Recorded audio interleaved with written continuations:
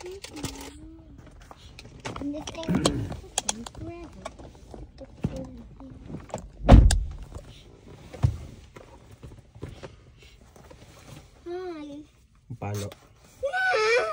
You did something wrong. Joke lang. Okay. Alright. So I'll tell you about tithes. Say tithes. Tithes. Tithes means 10%. Okay? Okay. It is written in the Bible that to bring your tithes in the house of God, to honor Him. What are the things that you're thankful for? Family. What else? Friends. What else? What? Food. What else? Good. Life. Lights? Okay. No, life. Life, okay. How about health? Health. Wisdom, knowledge. Wisdom, knowledge. Okay. So, yeah, those are the things that you're thankful for. Now, and then, ganito kasi, na, in the Bible, it is written to bring your tithes. Ang ibig sabihin ng tithes ay 10%. 10%. Kunyari, meron kang it might be hard for you now or you might not understand it now. Kunyari, 100 pesos. Kunyari, nagkaroon ka ng money, 100 pesos. No? Yes. So, sa 100 pesos na yon, that means, kunyari, 100 pesos. Yan. Ang 10% niya ay ito. 1. Yan. So, ngayon, hindi mo pa kasi naiintindihan yung 10%. Kaya, pwede mong itanong si daddy or mommy. No? So, 100. Yeah. Okay? So, ito. Let's say, kunyari may 200 ka. 200 pesos may nagbigay sa'yo. Magkano yung dapat na tithes? 2.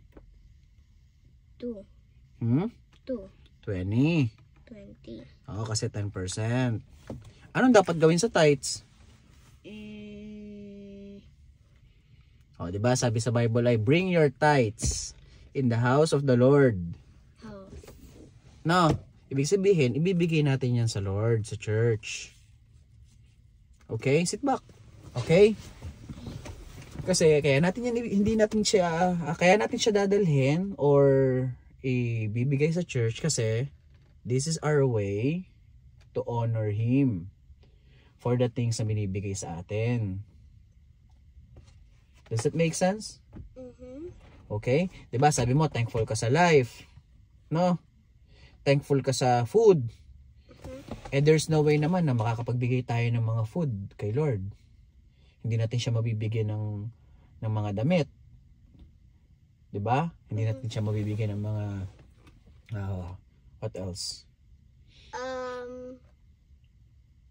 Ano ba naisip mong ibigay kay Lord? Car. Car? O mabibigyan mo ba si Lord ng car? No. How about shoes? No. Kaya ang ating way para madala natin yung tithes or mabigay natin is to bring the 10%. Kasi yun yung sabi niya. Kapag daw ginawa natin yon, lalo raw tayong ibe-bless sa life natin. So ang blessings hindi lang sa pera, sa sa good health, sa family, long life, sa happiness, peace at joy. Daddy, may damit na po si Jesus. Oo, why? At may shoes. Hindi niya kailangan yun. He don't need those. Why he don't need? Kasi nga, perfect na siya Bakit pa niya kailangan? Okay? But, Daddy, if Jesus doesn't have shoes, he will have dirt on his feet. Hindi, kasi sa heaven wala namang wala namang dirt doon. 'Di ba? Ganun kasi doon. Okay. So let's go back. So, kunyari, may 300 tayo. Binigyan ka ng 300 kunyari ni Mommy or ni Daddy. Apo. Magkano yung dapat na tithes? 30. Very good. So, anong gagawin natin sa tithes? Magbigay sa house ni Jesus. Okay, sit back. Magbibigay sa house ni Jesus. Kasi, that's a way to honor Him. Amen! So proud of you. So ngayon, nung tayo ay na dun sa sa Miami, binigyan ka ni Tita Irene ng 50. Diba? Tita Irene. Tapos, binigyan ka ulit ng 50 naman ni Lolo. Ni Lola, ni Nanay. Binigyan ko ulit ng 50 ni Lolo Yusi. Lolo Yusi. Aha. Tapos binigyan ka ng 100 ni na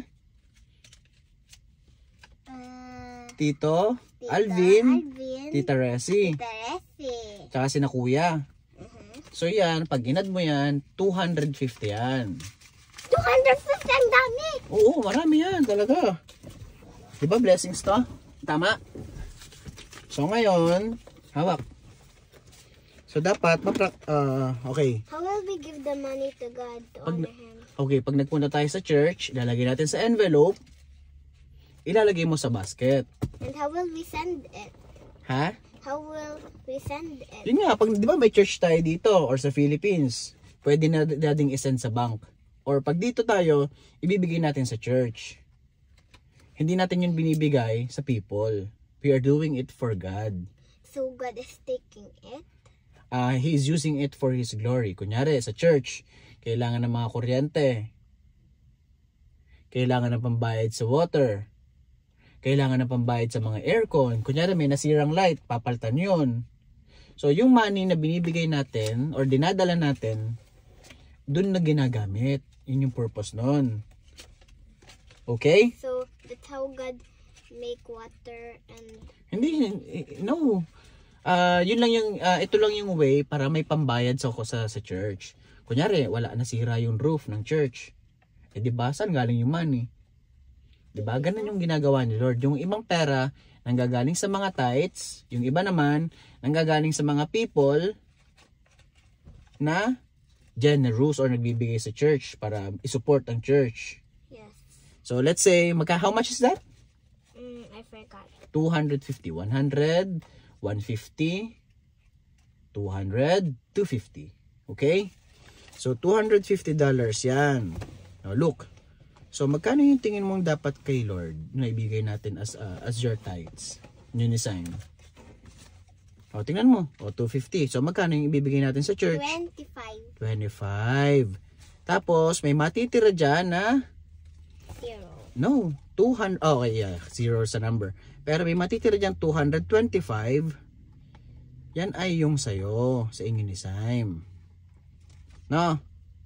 Sa 225, tsaka ka palang magbibigay ng love offering. Kunyari, extra gift mo kay Lord. Magkano yung gusto mong extra gift kay Lord? Life. Hindi, magkano? How much in money? Food. Hindi sa money, magkano? Kunyari, magkano? Kunyari, $5. $10. $100. $100 bibigay mo kay Lord. Hindi, kunyari, di ba may 225 ka? $10. $10. Okay.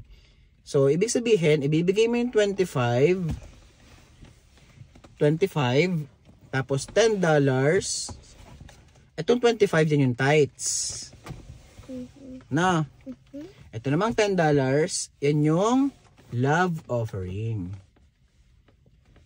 Why are we doing this nga? To honor Jesus. Okay, because of His love and mercy, no? Yep. So, every time na magkakaroon ka ng money, anak, tanggalin mo yung 10% lagi. Tapos love offering. Kasi that's the way to honor God. Okay, what is it? Ha? Okay, but how?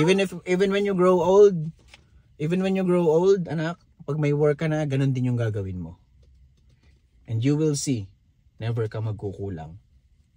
But if I'll forgot it? If you forgot it, if you remember it the next time, ibigay mo. It's okay to forget. Sometimes nanilimutan natin. Pero always keep that in mind. That's why, habang bata ka, practice na tayo ngayon. Okay? Alright? I love you. Yeah. Okay, so tatestin natin yan ha. So ibibigay natin ng 225 at 200 ang $30 sa church. Tapos may 220 kayo ni Simon. Okay. Okay? Okay. Happy ka? Yes, but how will we send it to Jesus?